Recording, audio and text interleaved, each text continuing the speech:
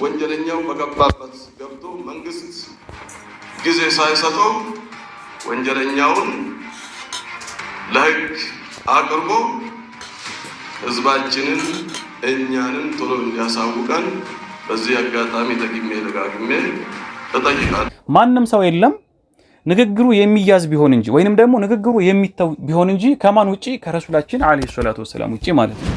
እፎይም ቢያንስ ከ1 እስከ 5 ዓመት መታሰርና መቀጣት አለበት ከሚሉት አንዱ ነኝ።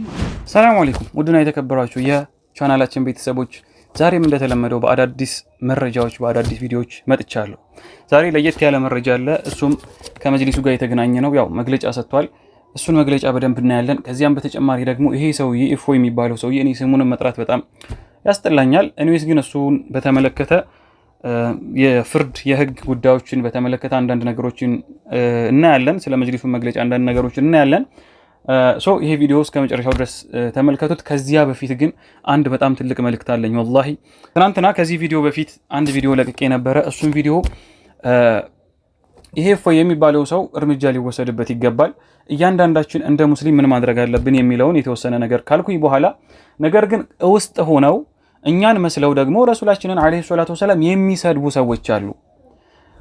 እሳቸውን ከዚና በላይ ከዝሙት በላይ ከውሸት በላይ ሰውን ከመግደል በላይ ትልቅ ወንጀል ሰርተዋል እያሉ በአደባባይ የሚናገሩ ሰዎች አሉ። ስለዚህ ሸሪዓ ነውና ረሱላችን አለይሂ ሰላቱ ወሰለም የሁላችንም ናቸውና መቃወም ካለብን ከዚህ ሰው መጀመር አለብን ብዬ አንድ ቪዲዮ አሳይቻችኋለሁ። ቪዲዮው የአህመድ ዲን ጀበል ቪዲዮ ነው እና እዚህ ጋር በጣም የታዘብኩት ነገር ኮሜንት እያነበብኩኝ ነበርና አንዳንዶቻችሁ የቆጫችሁ አህመድ ዲን ጀበል ረሱላችንን አለይሂ ሰላቱ ወሰለም ካፊር ነበሩ፣ ጥሜት ላይ ነበሩ ማለቱ ሳይሆን እኛ አህመድ ዲን ጀበልን ማጋለጣችን ነው። ይሄ እኮ በጣም የሚገርም ነው። የምትከተሉት ረሱላችንን አለይሂ ሰላቱ ወሰለም ነው? የምትከተሉት ሐቅን ነው? የምትከተሉት ቁርአን ሐዲስን ነው ወይንስ ግለሰብን? እስኪ ራሳችሁን ተመልከቱ፣ እስኪ ራሳችሁን እዩ።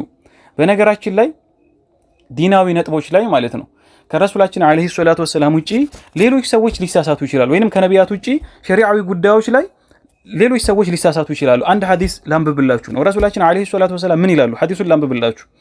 ማ ሚን አሐድን ሚንኩም ኢላ ዩእኸዙ ሚን ቀውሊሂ ወዩትረኩ ገይረ ረሱሊላህ ይላሉ ረሱላችን አለይሂ ሰላቱ ወሰለም። ጦበራኒ የዘገቡት ሐዲስ ነው። ማንም ሰው የለም ንግግሩ የሚያዝ ቢሆን እንጂ ወይንም ደግሞ ንግግሩ የሚተው ቢሆን እንጂ ከማን ውጪ ከረሱላችን አለይሂ ሰላቱ ወሰለም ውጪ ማለት ነው። ስለዚህ ማንም ሰው የሆነ ንግግር ሲናገር ሙሉ ለሙሉ መውሰድ የለብንም፣ መቀበል የለብንም፣ ሰዎች ላይ እምነታችንን መጣል የለብንም። እንኳን አህመድ ዲን ጀበል ይቅርና ወንድምና እህቶቼ ታላቆቹ ሱሐቦች ከትላልቆቹ ሱሐቦች ጀነት ከተመሰከረላቸው ሱሐቦች መካከል ረሱላችን አለይሂ ሰላቱ ወሰለም ካለፉ በኋላ በኸሊፋነት ካገለገሉ ሱሐቦች መካከል አንዱ ዑመር ናቸው። ሐታ ዑመር በሸሪዓዊ ጉዳይ ተሳስተዋል። አንዴ መህርን በተመለከተ ያው ረሱላችን አለይሂ ሰላቱ ወሰለም ከሰጡት በላይ አዋጅ አንድም ሰው መህር እንዳይሰጥ ብለው ዑመር ተናገሩ። ይሄ ንግግራቸው ግን ትክክል አልነበረም። አንዲት ሴት መጣች፣ ከዚያ ንግግራቸው ትክክል እንዳልሆነ ነገረቻቸው። ማንን ነው? ዑመርን ነው። ወላሂ ዑመርን ማለት ነው። ከነገረቻቸው በኋላ ዑመር ምንድን ያደረጉት? መረጃ ጠቀሰችላቸው፣ የቁርአን አንቀጽ። ወዲያው ሰው ፊት አዋጅ ብለው ድጋሚ አውጀው ንግግራቸው ትክክል እንዳልነበረና ትክክለኛው የሴቲቷ ሐሳብ እንደሆነ ሰዎች ጋር ተናግረዋል ማለት ነው። ስህተት ከሆነ በቃ ስህተት ነው ብለው ነው የነገሯቸው ማለት ነው። እና አህመድ ሪፋዒ ታላላቅ ኢማሞች ሌሎችም መሻይኾች እንግዲህ ይህንን ነው ያስተማሩት። እናንተ ግን ረሱላችን አለይሂ ሰላቱ ወሰለም ሲሰደቡ ያልተቆጫችሁትን አህመድ ዲን ጀበል እንደዚህ ብሏልና ይሄ ንግግር ትክክል አይደለም ብለን ስላስጠነቀቅን ተቆጫችሁ ማለት ነውና ልብ ማለት ይገባችኋል። የምትከተሉት ማንን ነው? ሰዎችን ነው የምትከተሉት ወይንስ ሐቅን ነው የምትከተሉት? ሰዎችን ግለሰቦችን ነው የምታምኑት ወይንስ ቁርአንን ሐዲስንና ረሱላችንን አለይሂ ሰላቱ ወሰለም? ይህ ልብ ልትሉ ይገባል። ማንም ይሁን ማን ከሸሪዓ ጋር የሚጋጭ ንግግር ከተናገረ ንግግሩን አንይዝም። ከቻልን ከሰዎች እናስጠነቅቃለን፣ ካልቻልን ደግሞ አንቀበልም፣ እንተዋለን እንጂ ገና ለገናው እከሌ ለምን ተነካ ብላችሁ ባጢል ላይ ያለ ስህተት ላይ ያለ መደገፍ ራሳችሁን ትልቅ አደጋ ላይ መጣል ነው። ይህንን መልእክት ለማስተላለፍ ነው። ቀጥታ አሁን ወደ መጅሊሱ መግለጫ እንለፍ።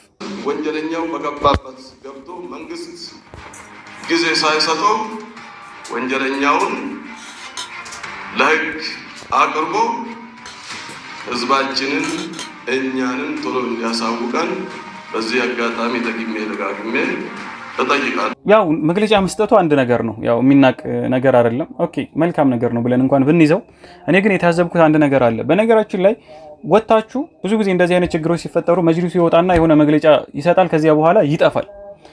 የሆነ ነገር ሲፈጠር አሁንም ወጥቶ መግለጫ ይሰጣል። ያው ብዙ ሰው ከተነጋገረበት በኋላ ብዙ ሙስሊም ከጮኸበት በኋላ ነው መግለጫ የሚሰጠው፣ ከዚያ መልሶ ይጠፋል።